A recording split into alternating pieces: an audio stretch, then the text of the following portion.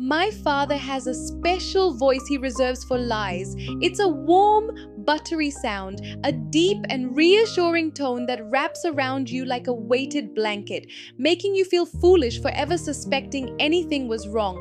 He deployed it with surgical precision when I called to ask about my brother Ethan. I'd heard whispers, vague comments from a cousin about some upcoming plans, and my curiosity was piqued.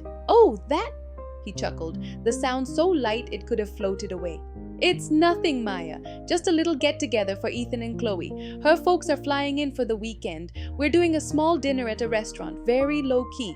You know how these things are." And the sad part is, I did. Or at least I thought I did. My brother and I have always been on different tracks. It was never a bitter rivalry, just a fundamental divergence in our paths. Ethan was the prodigy, the son who followed the life blueprint our parents had meticulously drafted for him. Wharton, a high-powered finance job in New York, and now the perfect society-approved fiancé. I was the one who moved to Seattle, who chose a creative field, who was more interested in finding my own way than following a map. So, a small, stuffy dinner with the future in-laws that I wasn't invited to. It stung, sure, but it tracked with the narrative of our lives. I pictured a cramped table in a formal restaurant, hushed conversations, and a lot of talk about stock portfolios. I convinced myself I was better off not going and pushed the thought from my mind. That carefully constructed piece shattered the following Saturday. I was curled up on my sofa, the Seattle rain streaking down my apartment window, scrolling through Instagram like millions of other people on a lazy weekend. It wasn't a gradual discovery, it was an ambush, a flood of professionally shot, perfectly filtered images that felt like a punch to the gut. The first photo that stopped my heart was of Ethan and Chloe.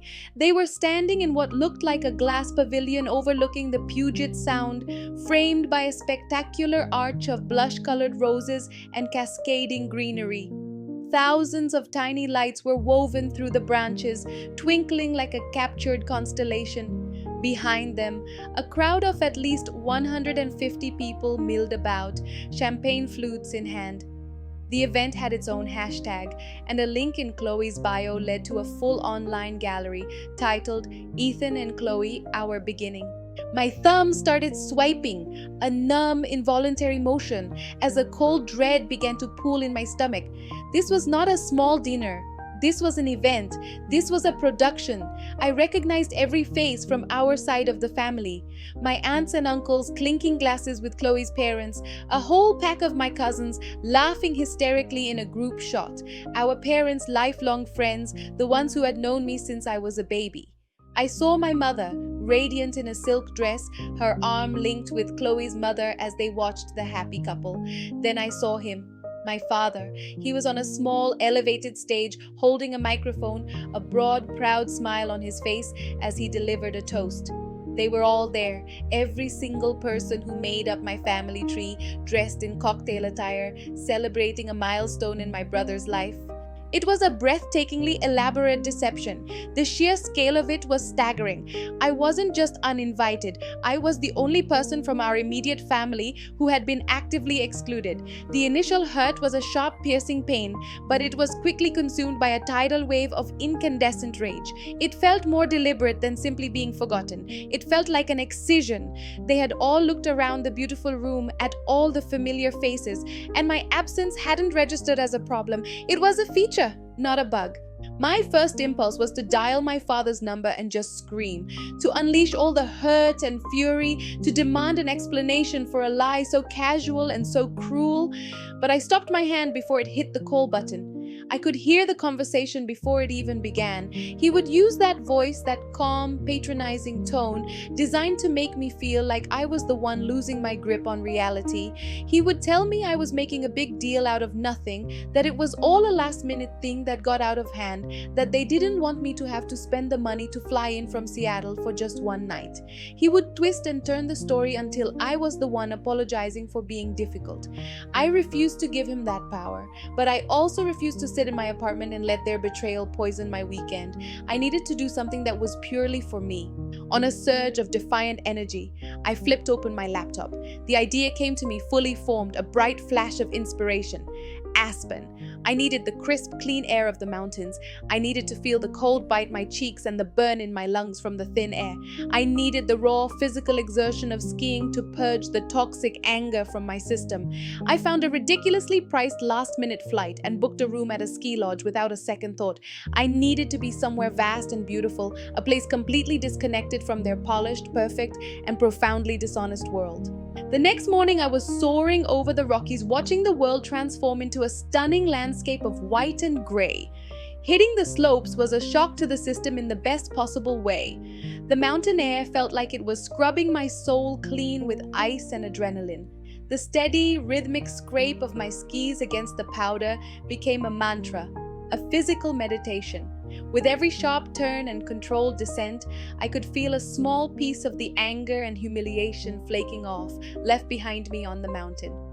For the first time since seeing those photos, my mind was quiet. I wasn't picturing their party. I was simply present in my body, moving through a world of brilliant white snow and piercing blue sky. At the end of the day, I took one last lift to the summit.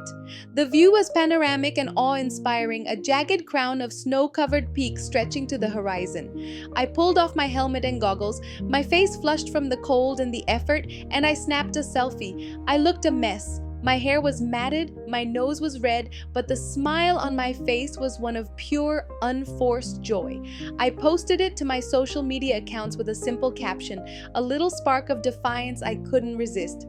Found my own slice of heaven this weekend. Hope yours was just as special. Honestly, I didn't think much of it. I figured a few friends would like it, and I'd get a couple of "looks amazing" comments.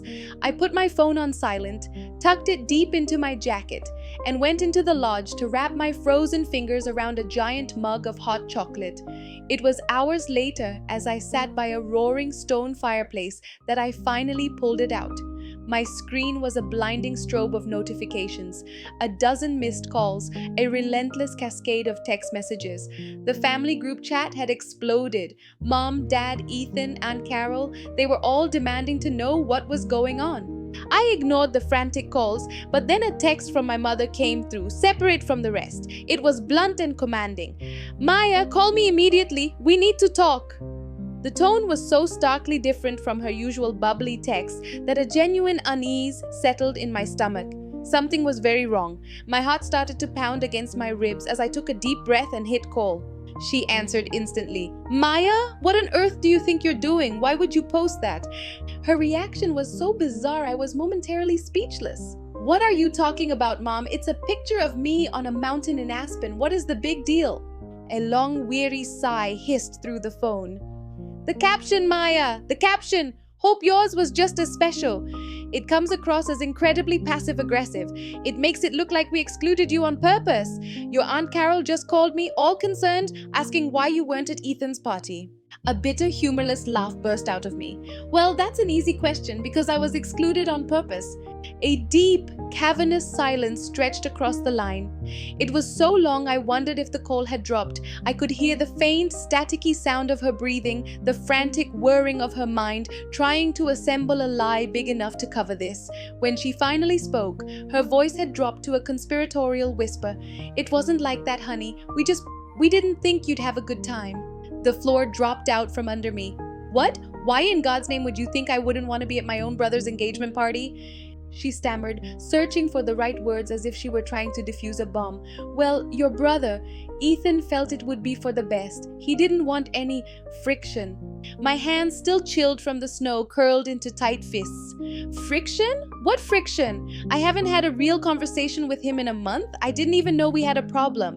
"Look," she said, her voice suddenly shifting into a brisk, no-nonsense damage control mode. "We can hash all this out later. Right now, I need you to do me a favor. Please, just take the post down. You're making a scene. People are talking."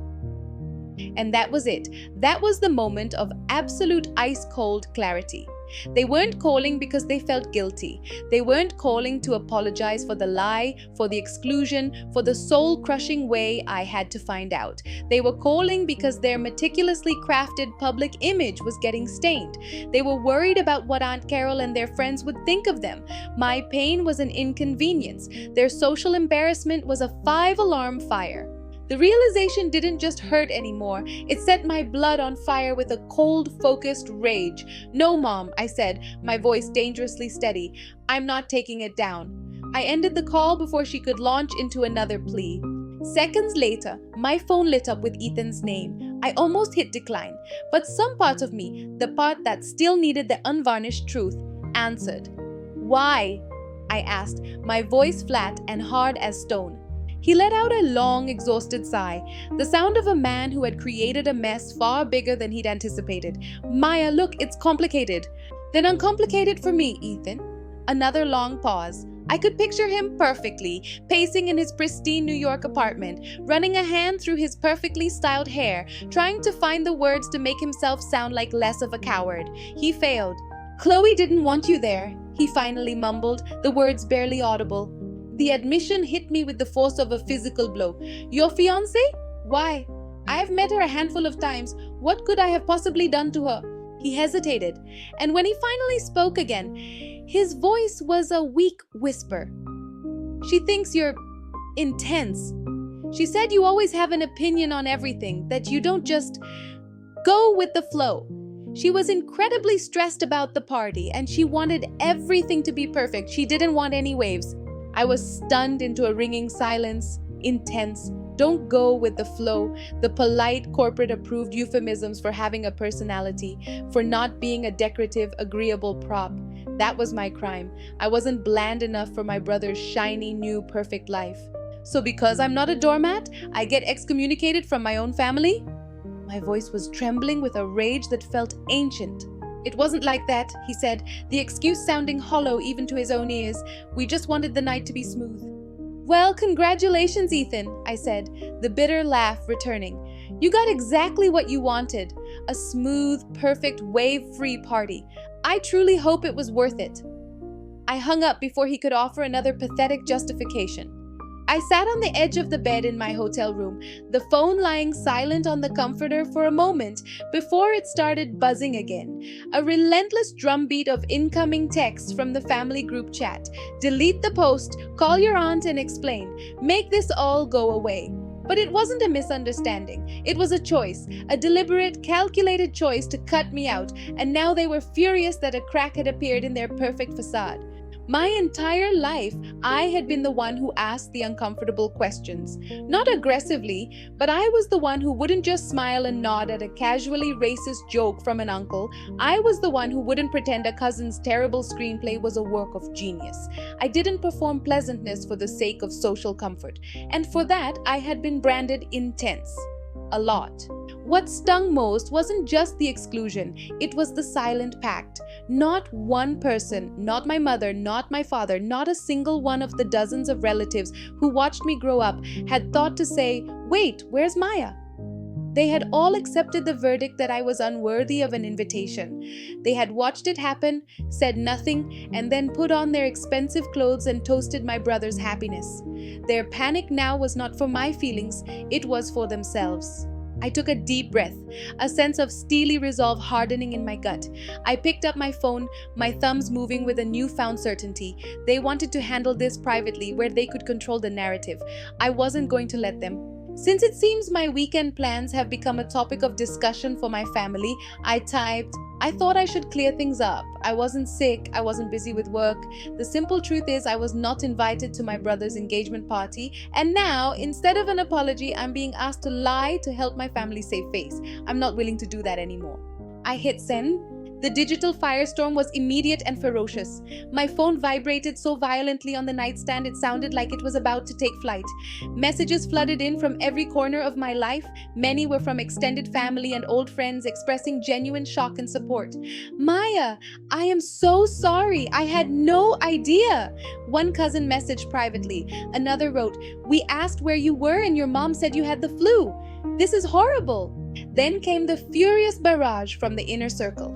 My parents, my brother, and a few loyalist aunts sent a volley of texts calling me vindictive, selfish, and cruel for ruining Ethan and Chloe's moment. My father's text was the bluntest. "You are making a catastrophic mistake and tearing this family apart over nothing. Take it down. We will discuss this privately." Privately. That was their arena. Their home turf. where my feelings could be managed, minimized, and ultimately dismissed. I was done playing on their field. I turned my phone face down on the nightstand and walked out into the cold, still aspen night. The only sound was the crunch of snow under my boots and the steady rhythm of my own breathing. When I returned an hour later, the firestorm had become an inferno. My post was now a public forum. Braver cousins had started commenting directly on the post itself. One wrote, "Wait, what? I asked Aunt Helen where you were. This isn't right." Another tagged my father directly. "Why wasn't Maya there? None of this makes any sense." The perfect family portrait was cracking in real time for everyone to see. My mother called again. This time her voice was thin and trembling. I could hear the tears in it. "Maya, please, why are you doing this to us?" I took a slow, deep breath, feeling strangely calm. "That's an interesting question, Mom," I said, my voice even, "because I didn't feel much like an us when you all lied to my face and celebrated without me." "It wasn't my choice," she pleaded, her voice breaking. "Chloe was so stressed and Ethan just wanted—" "Chloe will be a part of this family, but you already are," I cut in, my tone sharp but not yelling. "And you chose the comfort of a near stranger over your own daughter. You all did." She had no answer for that. There was nothing to say. "Let me ask you something," I continued, pressing the advantage. "You're only upset because people found out. If I hadn't posted that picture, if Aunt Carol hadn't called you, would a single one of you ever have apologized? Would you have even told me the truth?" The long, heavy, damning silence on the other end of the phone was all the answer I needed. After a moment, she let out a choked sob of surrender. "What do you want, Maya? What will make this stop?" I thought about what I wanted, a real apology, for my brother to admit his cowardice, for all of them to understand this was never just about a party, but about a lifetime of being treated like an inconvenient problem to be managed. But I knew with absolute certainty I would never get that from them. They didn't have it in them to give. "I don't want anything from you," I said, and the words felt like unlocking a cage. "I just wanted the truth to be out in the open." I hung up the phone. In the days and weeks that followed, the family civil war raged on, mostly without my involvement. The engagement party incident, as it came to be known, drew lines in the sand. People took sides. Chloe, I heard, was mortified that her perfect event was now synonymous with family drama. My brother sent a few weak, self-pitying texts about how hard this was for him. I read them and deleted them without reply. For the first time in my life, I had refused to be the designated shock absorber for the family's discomfort. I had refused to swallow my pain to protect their image. It cost me my family, at least the version of it I had always known. But in its place, I found a profound sense of freedom. The following months were a quiet revelation. I poured all the energy I once spent navigating their delicate egos into my own life and my friendships. I built a chosen family, a circle of people who loved me for my honesty, not in spite of it. I felt lighter than I had in years. A year later, Ethan and Chloe got married. I saw the photos online. It was another stunning, flawless, and extraordinarily expensive event. I was not invited. As I looked at their perfectly posed smiles, I braced myself for a sting of anger or sadness, but felt nothing, just a calm, quiet peace. They had their smooth, perfect, wave-free life, and I had my freedom. And I knew with a certainty that settled deep in my bones that I had gotten the better deal.